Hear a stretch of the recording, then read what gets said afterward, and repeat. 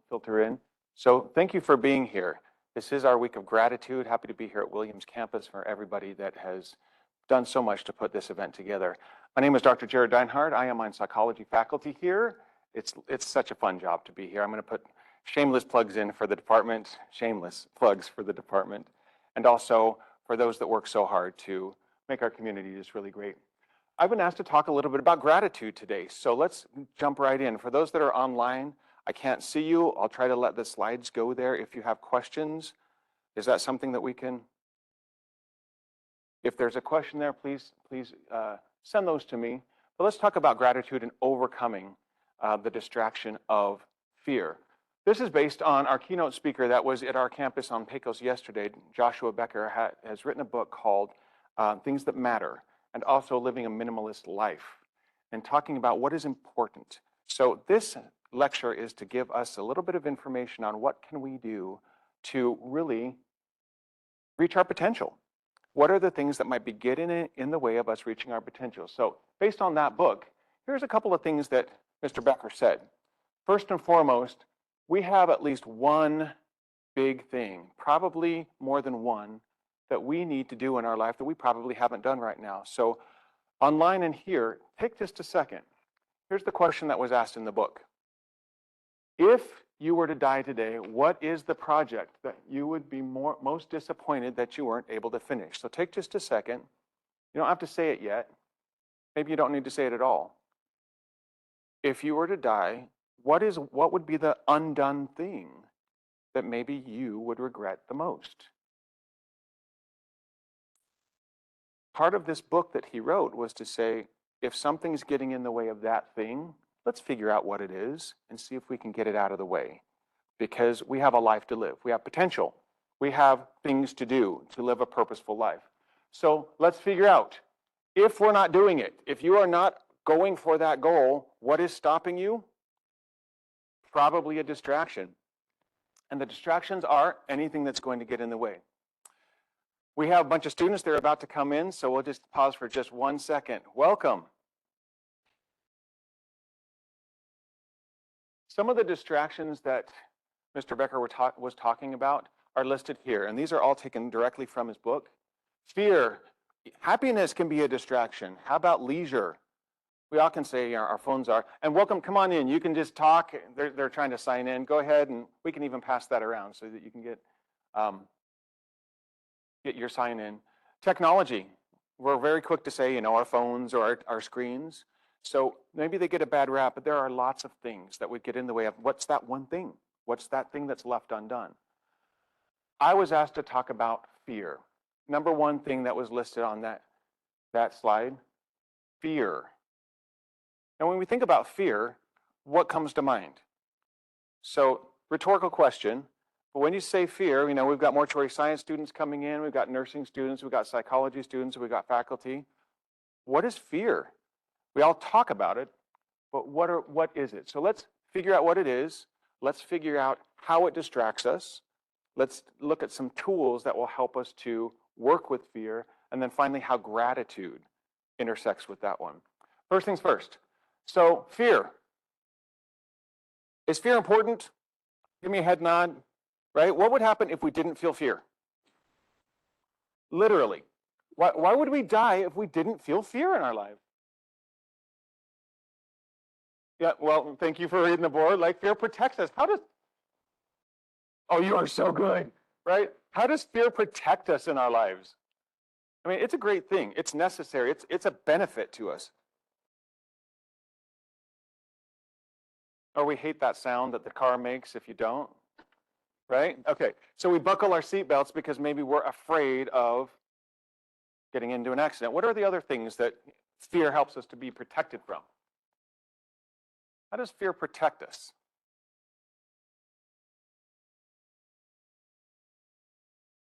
Like, what kind of danger? Surly people in the corner, all right, creepy people. All right, does fear draw your attention very quickly? Like literally, when we're scared, what happens to our vision? It gets better. What happens to our hearing? It gets better. All of our senses become better. So it brings awareness. And then it gives us the resources for action. So fear is great. If we didn't have it, we literally wouldn't survive. So basics of fear, we got to understand what happens in our bodies. When I'm scared, there's multiple systems that are going to immediately happen. So we got some medical people in the medical field, right? Some of the systems, when I say the limbic system, the nervous system, and the endocrine system, they all activate simultaneously to help us with certain things. And what they're trying to do is to get us to survive. This part of your brain, this hindbrain grew first. It's the one that keeps you alive. It's the one that focuses on fear a lot of times to tell us, stay alive. And the limbic nervous and endocrine systems quickly activate us so that we can do something about the people in the corner or the traffic situation. By show of hands, how many have had a close call in traffic in the last maybe month? Right? We've had it recently. And that's one of the more common ones. We've got some of the other ones that are important. So normal fear. Aren't we normally feared of fast-moving objects? Are we normally fearful of unexpected noises? Normally fearful of falling? Or have you had an experience on an elevator or something where it moves unexpectedly and you get that flutter? That's normal fear, right? That helps us. We like normal fear. So another thing that's great about fear is, right, and we want to say fear is great, it helps us to learn what to do faster. Every time we're scared of something and we actually survive it, what does that teach us? What's the lesson we learn when we survive something? Don't do it again. Pay attention. What else could we learn? Yeah, what do you got? How to deal with it in the future. Our brain is going to protect us and say, oh, I've been in a situation like this. I know what to do this time. What a great blessing that is for our brain to be a good recording device. One of the tips that it uses is called state-dependent memory to know what to do. The state that you are in when you make the memory is part of the file system. And the state that you're in, if it's fear, it says, well, next time I get into a similar situation, what memory should I pull up? Let's think about that. Anybody in a relationship right now? All right, tell me, last time you got upset, how easy was it to remember all the other upsets that you had? Isn't it easy to bring up how upset, and then you're like, and they did this, and they did that, and I can't believe they didn't, right?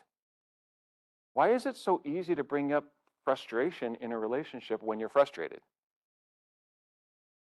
It's that state-dependent memory, because our brain says, oh, I'm frustrated. Let's go into the category system and bring up all the other frustrations. Those will help me to know what to do here. Does that really work in a relationship?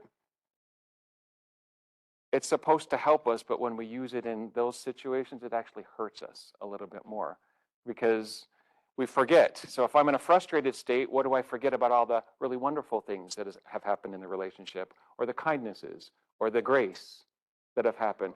Those are harder to think about, aren't they? It's harder to think when you're not in the same state. The same is true with fear. When we are in fear, it dominates. So let's give this a practice. Go with it with just a second. So what I'd like you to do right now is close your eyes if you feel like it, or if not, you're scared, you don't have to. Think of somewhere that you've been that you felt safe. And just notice how quickly your brain, if I say safe, your brain will say, okay, it'll start giving you a picture. Because our occipital lobe here likes to think in pictures. What image quickly came to mind? And you don't have to say it. Sometimes it could be, I get this a lot. A lot of people go to nature and they'll say the mountains or a beach or a forest. And others would say my grandma's house or a chair or my bedroom or sometimes my car. But notice what picture came up. Oftentimes it is a picture. Back occipital lobe is going to give us that. So take a second and look at that picture and say, yeah, that's a safe place for me. And as you notice that picture, pay attention that it'll actually start to expand and you can notice things about that picture. For example, what time of day is it in that picture? It's a specific time of day. What season is it in that picture? It's not some rando picture. You got a particular picture that represents a safe space. Does that make sense? And as you start to think about that picture, well, why is it that time of day or why is it that season? or that particular view of that place, pay attention to what's happening to your nervous system. What are you noticing inside your body as you just think of that safe place? What are you noticing here or here? Anybody notice something? What's happening? You're calming down. Isn't that interesting? We're in some room with hopefully friends, and I'm calming down. Why is my nervous system calming down? I mean, we're just thinking of stuff, but why is my nervous system calming down?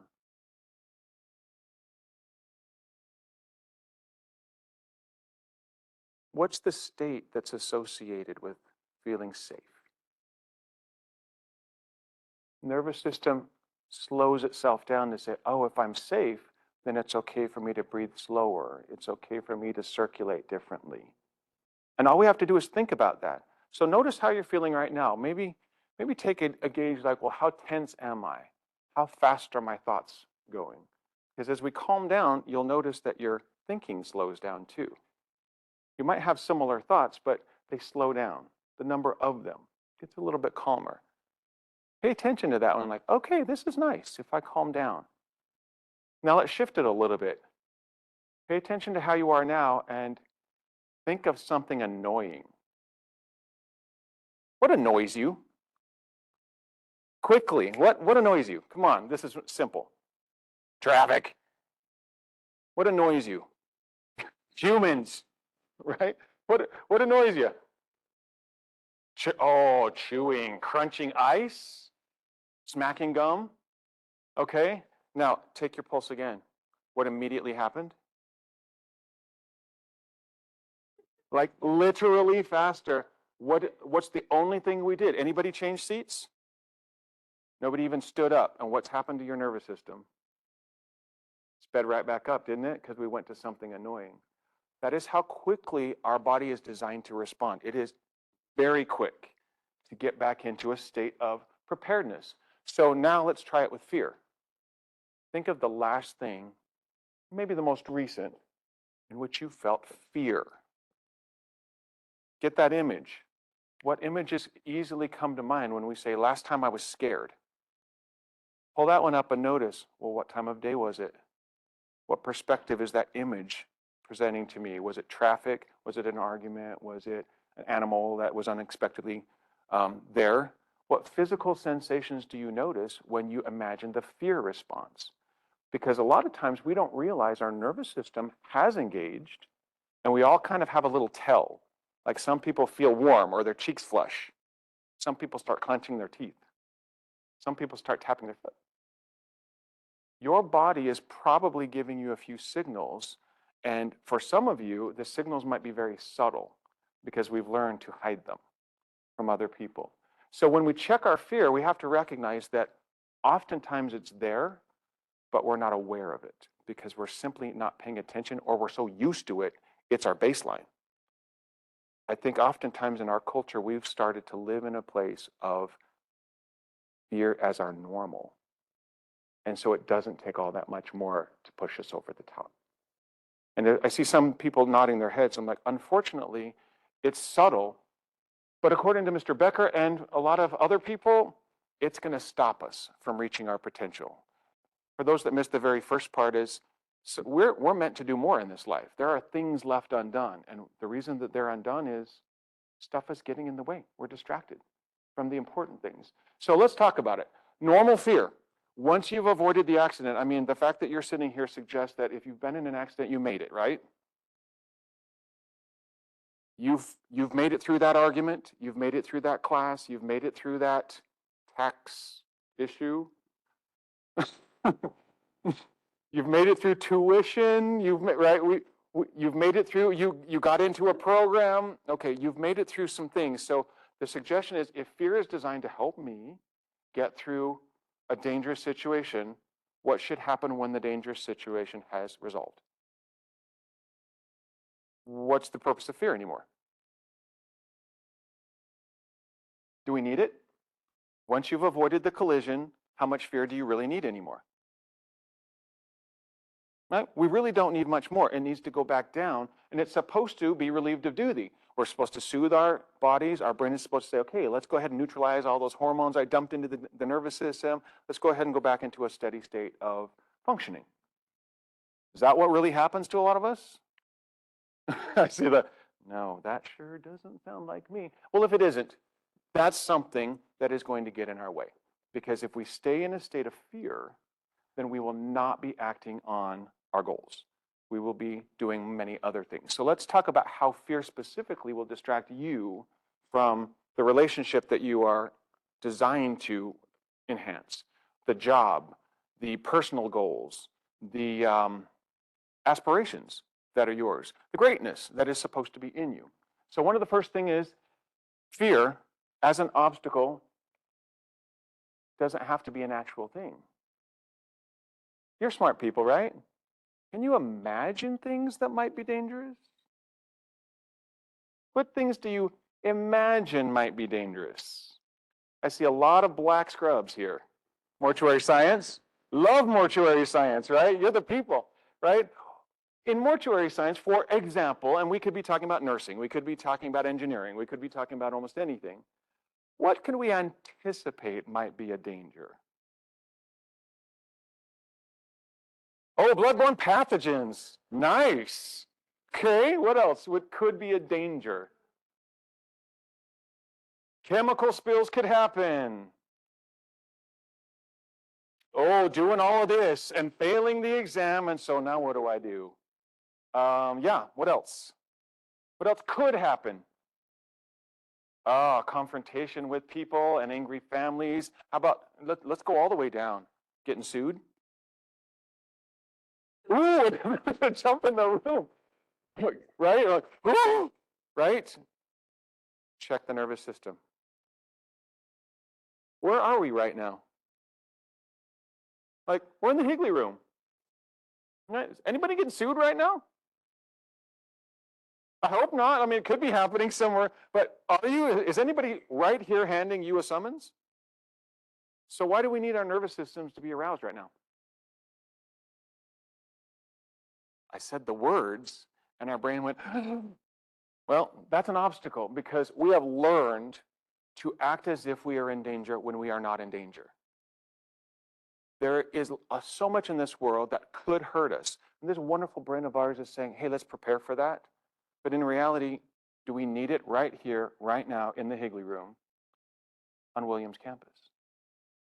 We're just here having a conversation. Why do we need this to keep going up and down? But notice how quickly it did it. So turn to someone that is around you and tell them one of your fears. And let's do the 10-finger thing that says, when I say it, how scared do I get? Just bringing it up. 10 is like panic. 1 is chill. Right? Turn to someone close to you and it's like, what are you scared of? And notice how your body responds to it. All right, I'm going to come over here. How do you scare getting in an accident?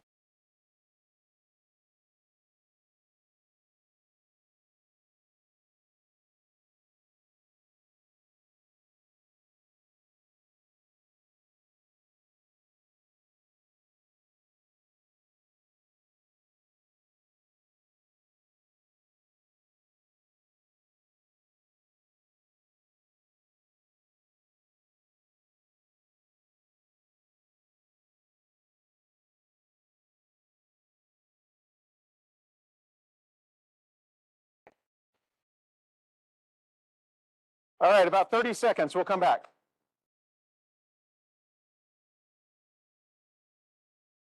Did y'all get a chance to talk fear? Yeah, I guess the thing that scares me most, both my parents are still alive, so losing them probably then makes me start. And then how bad does it get? Yeah, when I think about it, it's like a stop. Right? All right. All right, we'll bring it back together. So I'm noticing around the conversation like, okay, let's talk about fear. That one was easy. That got a lot of response. And some responses could be a 10, some could be a 1. We get scared about a lot of things. And yet, let me ask you, for everything that you just said, is it happening right now in this room? Anybody got a yes, like currently in this room? But we still got that nervous system response. So we are unaware of how much our bodies are holding on to fear. So reality is, when we start using this nervous system to prepare for a danger, like a car crash or like actual, a chemical spill that's actually happening, but we're doing it when it's not, therein lies our problem. We are living in a state of fear. We've got fight, flight, or freeze going on. Anybody hear of that fight, flight, or freeze? Right? Interestingly enough, on our campus, we're trained, like if there's an event, fight it, run from it, or hide from it. It's basically fight, flight, or freeze, is it not? That's good advice to assess the situation. What is fight, flight, or freeze designed to do? What is it? Its ultimate goal has one purpose: keep me alive. How many of you are in mortal danger right now and need to be kept alive? If we did nothing for the next 20 minutes, would most of you survive? Okay, so we are not in mortal danger right now. But a lot of times, right? But a lot of times our fight, flight, or freeze response is anticipating things. It's anticipating grades and tests. It's anticipating fights, anticipating job issues. It's anticipating paying our bills. And so it keeps us in a state of fight, flight, or freeze. And here is our problem. If there's nothing to fight, right? There's no obvious thing. There is no car right here. There is no bill right here. I'm not going to fight it. So I've got freeze and flight left. Which one do most of us run to next? We run. One of the best things that we can do to run is to just avoid everything. I'm probably the only one in the room, right? So none of you avoid stuff, right? It's just me. No? Oh, okay. So maybe we've got something in common. I'm an avoider. What do I avoid? What do you think I'm avoiding? Fear things that scare me, uncomfortable things, dangerous things, unknown things. Oh my gosh, what can we be afraid of? Now, these aren't things that are actual, like blood coming out of somebody or screeching tires. This is anticipated things. Anybody else in the room fear rejection? Right? That one's learned when we're really young. Do we fear not succeeding, being judged? Do you ever fear that you're going to give a talk and nobody's going to show up? That one's real. Right? That happens. Well, is it an imagined fear or is it a real fear? Most of the time it's imagined, because who's here? Right? And even if it did come true, let's talk about that. So we anticipate a lot of our fears. I put this together. I don't know if I'm right. What are we really scared of? If I'm actually rejected, what is it that tends to happen? I mean, anybody else been rejected in their lives? I've been. How'd it feel? Did you feel a little bit lonely? Feel a little bit isolated? Like that feeling? I don't like that feeling. And so I want to avoid that particular feeling. Anybody feel some of the other things like sad? Anybody feel some of the other things like helpless? Most of us don't enjoy those feelings. And so what we tend to do is we get scared of feeling a feeling. Doesn't that sound weird, that I'm scared to feel one of my feelings, so I feel a feeling to feel it? Right? And it's kind of like, wait, what just happened? Yeah, and that's exactly what fear is doing, is it's taking the place of some of the other feelings. Well, why don't we just go ahead and feel those feelings and work through them, instead of putting another layer and layer and layer on top of that. So let's just pick one of those, going backwards. I picked inadequacy, right? Again, I'm probably the only one in the room. I'm sure I'm the only one in this room that wonders if they're inadequate, right? Inadequate is just another way of saying I'm not good enough. Without raise of hands, consider, have you ever had the not good enough monster attack you? We learn this one when we're kids, and unfortunately, we learn it quickly. We get messages. They don't even have to be direct. We start to learn like not good enough. And children are very susceptible to this particular message. And then we grow up. and we practice saying it to ourselves. Isn't that crappy? That's a real crappy situation. So if I'm not good enough and I go into a class and I look around, what am I anticipating from everybody else? That they're going to recognize that I'm not good enough? It's only a matter of time until someone says it. Or until I take that test and it proves it. Or until I get that look from the director. And I'm like, oh crap, they know. Right? Or we have that conversation with a family, or we don't say the right thing, or somebody dislikes something on social media, and all we need is that little bit of thing that says, you're right, you're not good enough. And then what are we scared of? We're going to be lonely, we're going to be isolated. It's that fear. We fear feeling bad, don't we? Just me? Well, I don't want to feel bad, so I avoid things like that. So maybe I just don't put myself in there. I don't go for the program. I don't have the conversation. I don't, and I don't. Sound familiar? Sorry, but it is kind of familiar. I don't think it's me. But here's the problem. We avoid perceived danger. Perceived danger. But what happens is we leave reality. Look around this room and wherever you are virtually. Someone's sitting next to you, and they are not actively against you right now. And you're like, well, maybe secretly they are. Right? Our brains will quickly say all of these fear things, but they're actually not. In fact, more often than not, we're not thinking about hurting someone next to us. We're just living our lives. In fact, if they asked, we'd probably help them.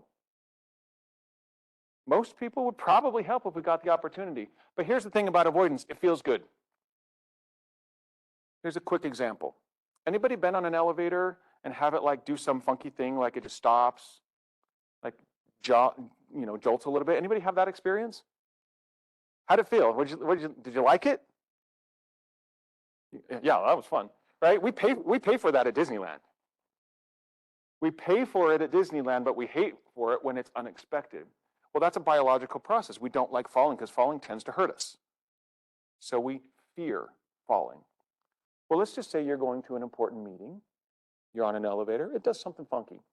You get that fear response, right? Luckily, you survive. You made it. You get off, you go to your meeting. When you get out of that meeting and you're ready to go home, what do you think your brain's going to do when you go look at that elevator? Nope, hard pass.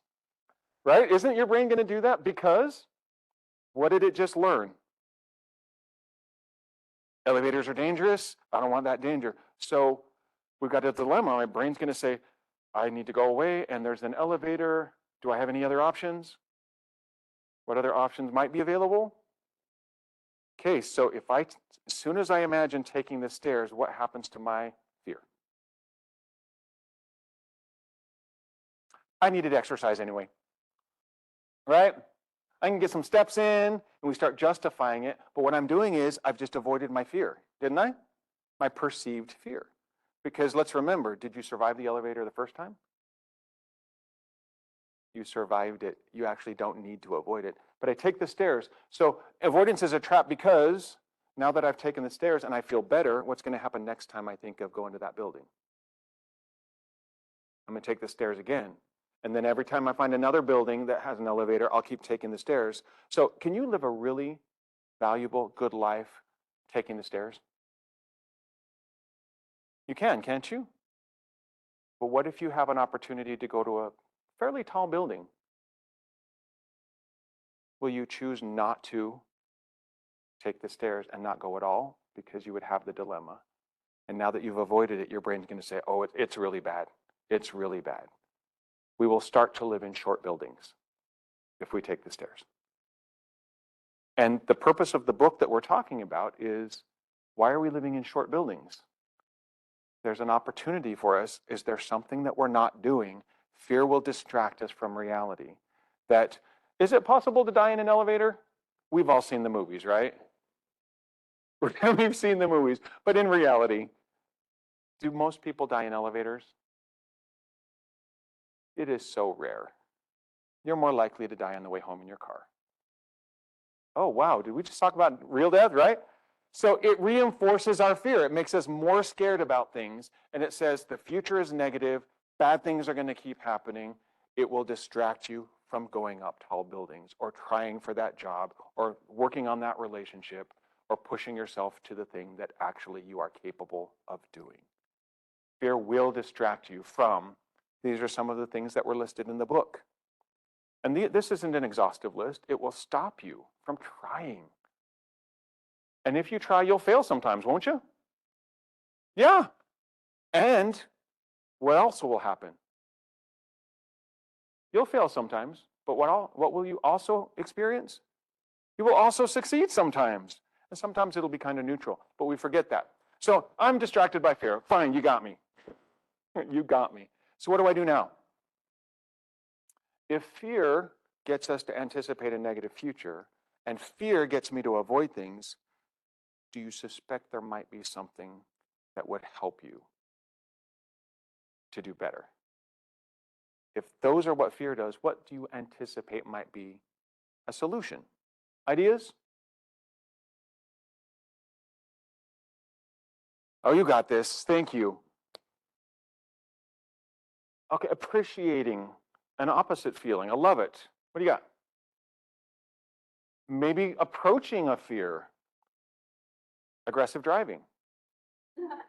Or, going back to the elevator, getting back in the car. So we might want to consider some other things. So let me give you a couple of tips that might help you. And everyone is going to take their own version of this. Mindfulness. What comes to mind when I say things like mindfulness? Come on, give me the quick answers. Maybe up here, anybody? Mindfulness? Lighting candles? Sound bowls? Oh, shameless plug. Mindful campus events. Do it. On Pecos and Williams, it's teaching you how to have some skills like the sound baths, the sound bowls. Oh, they're fantastic. Yes, shameful plug, do it. So helpful. Anyone else? What do we do for mind? What is mindfulness? Mindfulness. I love it. Internal reflection. Being focused on this right here. So mindfulness takes our attention not from what could happen to what is happening. So take just a second right here. What is actually happening in this room right here, right now? What is real to you? And wherever you are virtually, what is real? Do you need a high heart rate for it? Like right here, I'm just in a lecture. What else is real about right here, right now? Come on, let's be really obvious. Is the room warm or cold? Right? It depends on your body style, okay? Any cars crashing into the walls? Any aircraft dropping in, right? That's not happening. So what else is real right now? You getting out of class? Right? You're out of class? What else is real? Anybody hungry right now? Yeah, we got to eat in the morning. Thirsty? But we are in a controlled environment, in a beautiful building that has all the resources to keep us protected, even if it did rain or something right now. You are next to a human being that by virtue of being on this college campus is trying to learn stuff and be better. You're living in an area of the world that right now we have reasonably clean air. I'll do a little smile on that one, right? Reasonably good access to water. Is that true? So when we get back into the present and say internal focus, we're like, but what's real even with my body right now? You have clothes to wear. You have people around you that are not attacking you currently. So we focus on what is real and what is right now. So you've heard words like grounding, mindfulness, centering. There are lots of practices for this. A lot of them can be connected to faith-based organizations. The idea is get back to now, to this place, today. Where are we? Wednesday, the 12th, at about 9:37 in the morning? This is where we need to live. When we start anticipating the future, my brain is going to go negative. When we say, but what's real right now, what is my brain capable of looking at? More than this negative. We got a lot that we can. When is the only time you can work on your goals? When? Right now. Today, this moment is the only time you can work on your goals. The past is done. In the future, we don't know what it's going to look like. You can keep planning for the future, and that's what we do as students, right? We plan for our test, we plan for our career. Can't get your career right now. What can you do today? Get today's assignment done. Have today's conversation. Do today's exercise. Does that make sense? Today, now is the only time we can actually work on our goals. And if we start focusing so much on the future, we'll give up today. We'll spend today in fight, flight, or freeze. And we won't work on that goal. We'll live in a short building. Okay? So let me ask you this question. What if? Answer that one in your brain. What if? Did anything positive come in your brain if you said what if? What if I get into an argument with one of the families? What if I don't pass my test? What if my partner's cheating? What if tuition is too expensive? What if my car breaks? What if my family member dies? What happens to the heart rate? Making sense? How many of you, what if I get to school and there are so many parking opportunities that I just don't know which one I'll pick? And I go in and my teacher is just fawning all over me and they're just so grateful that I'm there. And they introduce me to somebody that gives me a job at twice the pay that I've been making. What am I going to do? How am I going to tell my family that I'm just making too much money and we got to move into a bigger house? You're chuckling, right? Because you're like, oh, that's fantasy. Aren't you laughing because that's not real? What about the other crap you've been telling yourself? Is that real? Of all of the stuff that you're worried about what ifing, how much of it actually comes true? Give me a number. All the what ifing. I'm going to fail. I'm going to get rejected. I'm never going to get this, right? How many of that actually comes true? Oh, that's a high estimate. 45? 20? Like, seriously, of all the things that could happen, all the accidents you've thought of, how many of them happened? Maybe one, sometimes none. The probability of all those what ifs is pretty low. We're talking probably less than 5%. So you've got 95% worry for a 5% return. And you're laughing at me because I'm worried that something good's going to happen? It's probably more likely. You are more likely to have a positive conversation with a student. Aren't you? Well, let's think of reality. Students in the room. How many of you with somebody at your table have already had a positive conversation? How about if somebody at your table, somebody has helped you with something?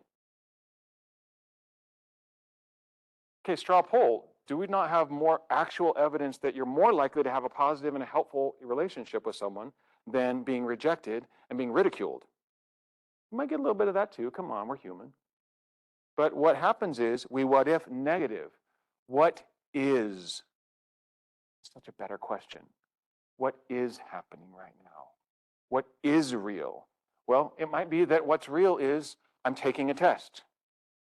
I don't know how it's going to come out, but right now I'm just taking a test. Let me focus on the test. Right now I'm having a conversation with the family. I don't know how they're going to respond, but right now I'm doing my best to have a conversation with that family. Notice how differently our bodies will respond if we focus on what is rather than what if. We are notoriously bad for what ifing crap that doesn't happen, and notoriously bad at not recognizing what is happening. And what is happening is probably not this stuff. Could you have a really positive outcome from being rejected? Again, quick nods over here. How could rejection be good?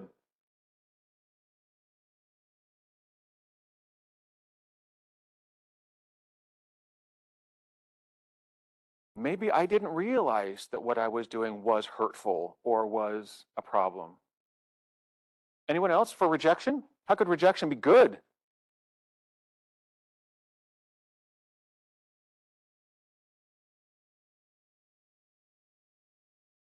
Dodge that bullet, right? Sometimes rejection is a good thing, or even in a relationship. Sometimes it's like, oh, I'm so glad that that ended. Because not knowing the future, right? There's some laughing over here. Not knowing the future, we keep trying to control stuff, but sometimes the end is a good thing to a relationship, to an opportunity, to a job. life isn't easy. Bad stuff happens. But that doesn't mean that we have to be afraid of it, because this isn't the only outcome. Loneliness isn't the only outcome of rejection, but our brain thinks it is. Sometimes finding happiness or peace or that self-reflection is what happens in rejection. And we don't think that way. How about success? Success can be bad. Success can be good. It's an experience that we're going through. Both of them are happening to us. So let's talk about a reality check. Let's go back to that inadequacy. The not good enough. There may be one or two people in the room that might enjoy that particular thought. I'm just wondering, how do you get into the not good enough club? If I really think that I'm not good enough, and the looks on your faces are fun, so those that are virtual, look in the mirror. How do I, help me? I want to get into that club. I want to be not good enough. What do I need to do to get in? I need to fail. Okay, so I've done that. How many in the room have failed at something? Okay, let's try another. What do I need to do to be not good enough? Overthink. Okay, I like. Anybody else? How many have overthought? This club is not very exclusive so far. What else? What do I need to do to not be good enough? I mean, if it's going to be a club, we need to keep some people out. But it turns out that when we really think about it, what do I have to do to be not good enough? Well, you're all doing it with me. We've all failed. We all said the wrong things. We all got rejected from something. We've all had a heartache. We've all been depressed on some level. We all get anxious, don't we? So how do I get not good enough? I believe garbage. Because you can't get out of or into the not good enough club. We're all in it. We're all not good enough, and we're all good enough. It's not a great club to worry about. So when we notice this, it's not a fact. It's my brain trying to anticipate something. So we got to check that one. So maybe we could learn to accept our feelings rather than try to run from our feelings. So let's talk about gratitude. We know a little bit about fear now. We know how it distracts us, and we know how getting back into the present might be a really good thing. How can gratitude play into this one? The week of gratitude is saying there's lots of ways to do this. There's gratitude in multiple formats. Gratitude, recognizing what is, brings us to right here, just like mindfulness. But what does it focus on? And I'll draw your attention to that last word in the first line. We start focusing less on what if or what could happen and more on what's available. So if I'm noticing what's available, is it possible that what's going on right now is even better than what your fear said might be going on? So you might fear that you're going to fail a test, right? What resources do you have to actually prepare you for that test right now? We got study guides, we got professors. How many people at this table could help you with that test? All right, can AI help you with that test? Well, yeah, we might not like to use the tool, but AI can actually help us with that test. It can help us like, hey, give me some questions that might be similar. Let's see if I can do. How many resources do you actually have to do well on this test? If we look for them. And gratitude says, we've got teachers, we've got a community right here, the community colleges, we've got people that want to help, and they'll do it for free. We've got tutoring. If we look at what's really going on, isn't the present better than what we expected?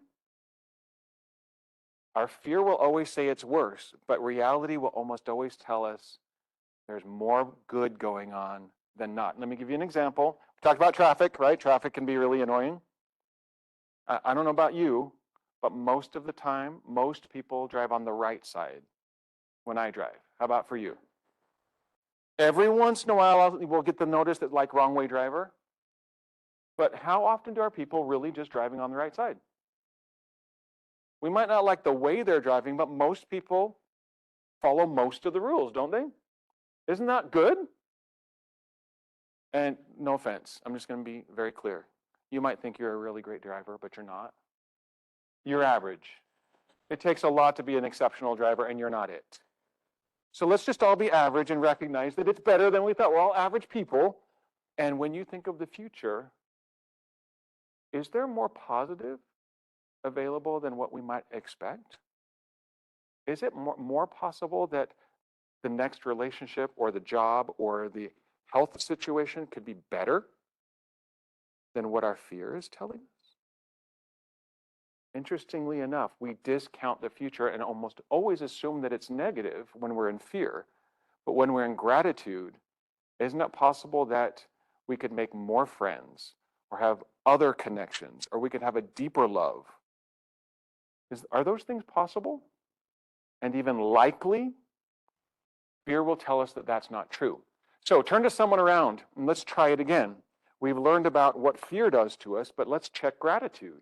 So turn to someone next to you and notice, what are you grateful for right now? And it can be simple. It could be this room. It could be global. So share with someone, then have them share back. And if you so desire, keep it going back and forth. And just notice what starts to happen to your pulse. What starts to happen to your thought process.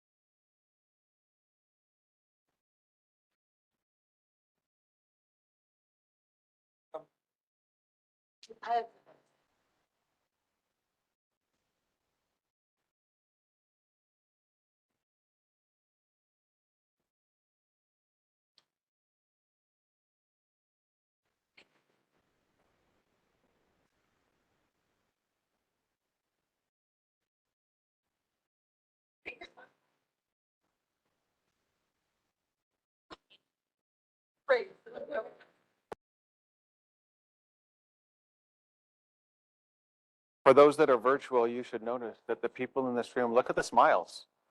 Notice their body language is different than when we did the fear. So pay attention to how your body is responding to gratitude.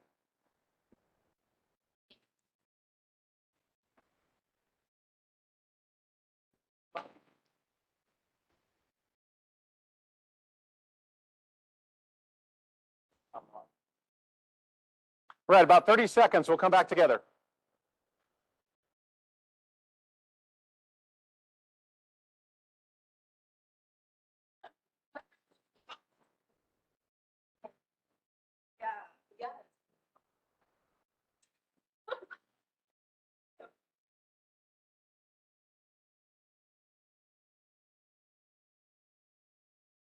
All right, thank you, thank you. Notice, I did a little shout out to the virtual folks. How many of you are smiling? How many of you were like, there's a little jumping going on in the room? How did your pulse rate change?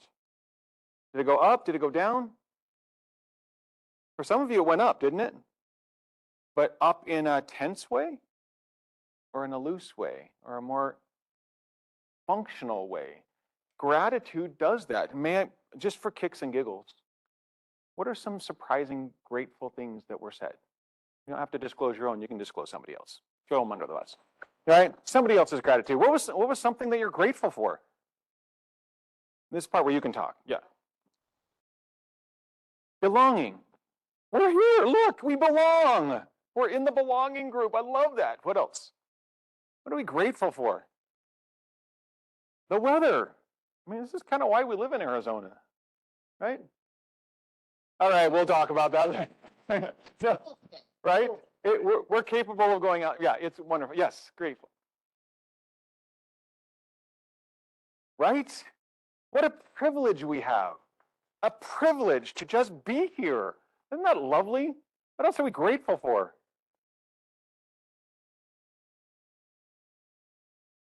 And it doesn't have to be anything big, because isn't that one of those things where we take for granted the thousands of things it takes just to simply be here today?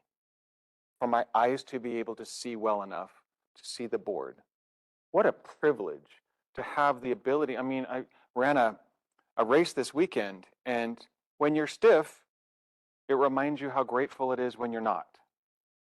When you have pain, it's a great reminder like, oh yeah, that's right. It's a privilege to not be in pain. So those that are living with chronic pain often have to use these tips to say, well, I'm in pain. Can I still be grateful? Can I still be present? Can I still recognize what's good? Because pain can take over very quickly, or disability, or mental health. So even in the state of maybe what's perceived as disadvantage, isn't there so much to be grateful for? Grateful to have basics of life. What else are you grateful for? Come on, these are easy. Support, like all kinds of support. I am so grateful for the community that we live in right here. So it lifts our spirits. It allows us to get present. It reminds us of what's real.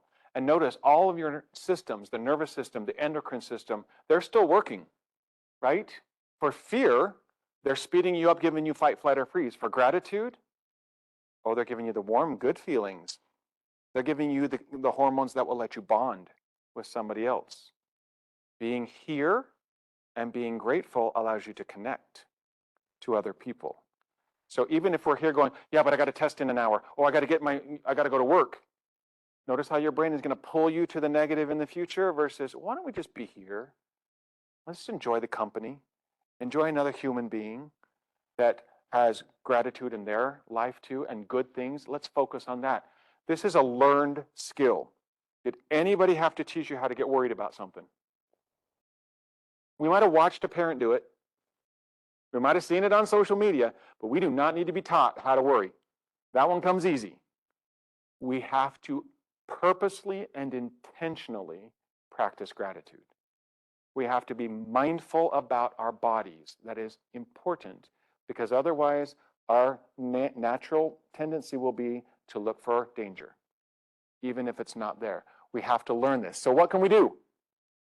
We have to focus on it. We have to practice it. We have to do everything in our power. And if we don't, what do we expect is going to happen? Whatever you practice, you get good at, don't you? When we practice fear, we'll get good at finding fear. When we practice gratitude, we will get excellent at finding it. We will find the people that are really there to help us. We will find the opportunities. We will find the learning that comes, even if it feels like we're failing at something. And we will find the benefit. If I'm honest in my life, the things that are benefiting me far outweigh the things that are not. Far outweigh the things that are not. Think about your life. So what if things really are bad? Doesn't crap happen? Stuff really does happen. Chronic illness does happen. Mental health does happen. People do get in accidents. How can we be grateful when really bad things really do happen? How can we be grateful? Anyone have a family experience or a personal experience? What do you think?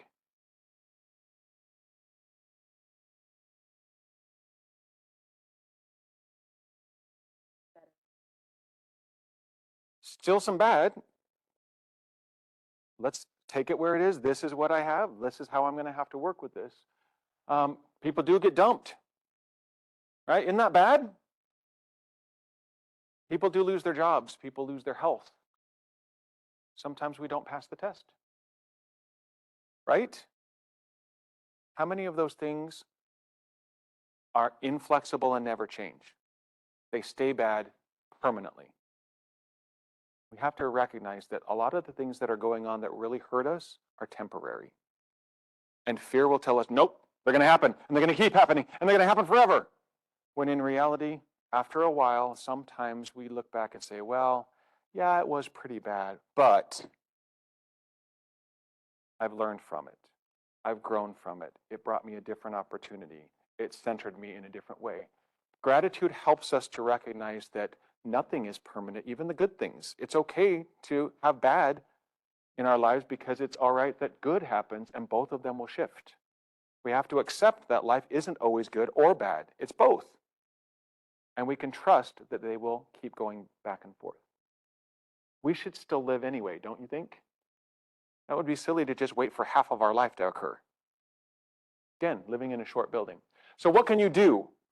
Here are some things that I thought of, but you're probably more adept at this than I am because I'm not the only one that's trying to be grateful. But it could be that maybe you find something that fits with your lifestyle. Gratitude is practiced. It is practiced when you focus on it. Tips like Mindful Campus, shameless plug again, right? Please, if you're not sure of how to do that, get involved with someone that can teach you what they've tried. Give it a shot. And if you're like, no, this isn't for me, try another version. You'll find it. We have them on campus right here. Gratitude in the moment. I was watching a reel the other day that I thought was quite helpful. Before you get up and turn on any electronic device, take a couple of minutes. Breathe. Start the day by being centered. And centered could be meditating. It could be reading your favorite poem. It could be a faith-based opportunity. Before you get going with all of the to-dos of the day, just stop for a second. I'm alive. Maybe I'm in pain. I'm alive. I can still move a little bit. Sometimes that's the way it is after a race or after a surgery. But be in the moment throughout the day and stop every once in a while in your studies. You're going and you're getting things done. Stop for a second, stand up, breathe, and notice what's going right now. What is good right now? Because the then and there is going to really grab you. You got to get that work done. You got things to do in the next couple of minutes, right? Stop for a second. If we practice that throughout the day, we'll get good at it. Challenge the fears. Recognize that change is okay. It might turn out better than I expected. What is? Ask that question. If you find a what if coming into your brain, say, okay, I got you. But what is? Right? These tips that we've been talking about are find ways to identify it and highlight it. Journaling, bullet journaling. Put it out there on your social media. What are we grateful for? Because we can help each other. And if we're here in person, look to the person next to you and like, I'm grateful for you. Thanks for being here. This is nice. Yeah, that's a do. Yeah, let's do that one. Right? Thank you for coming. Thank you for being here. You're here getting education, right? These are just some of the tips.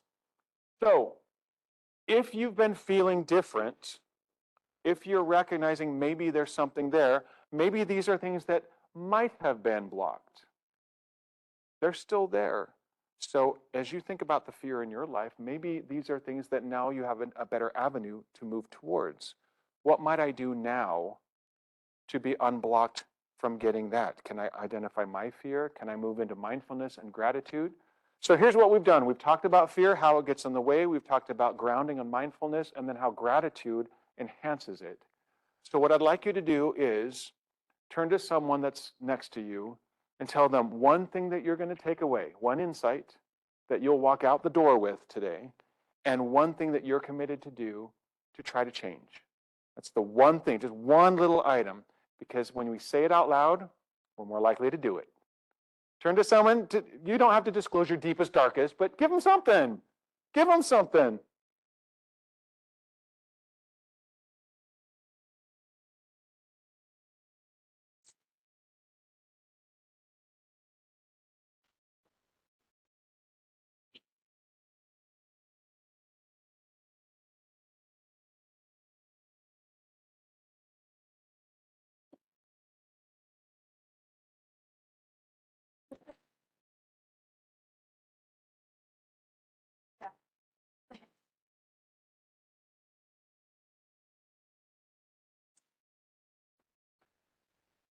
Well, y'all didn't get a chance.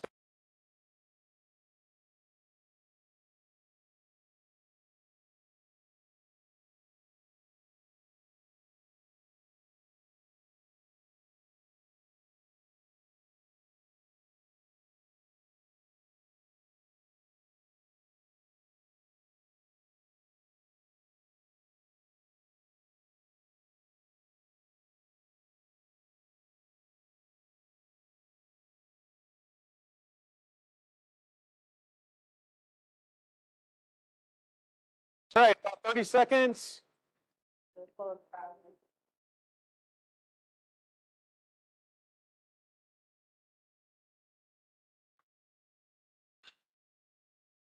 So we are right about at that time.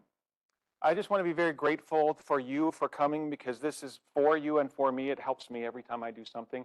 This was our goal, was to try to recognize how we get distracted and then give you some tools. So hopefully you've got a tool that you can take, and you've got a connection in the now that can be helpful for you. So very grateful for our audio video, for all of those that are on the Week of Gratitude committee, for those in administration that have been so very supportive. I'm so very grateful for my family and for just this opportunity, because I need to remember to stay here now, right? Room was empty when it was time to start. Look how full it is right now. Look at you wonderful people. And, you know, we can all fear like, oh, what's going to happen? Well, what did happen? It was good. Things are better than we expect most of the time. So let's give ourselves a chance to have a positive future. So I appreciate that, and enjoy the day. Take it with you out the door. Be grateful.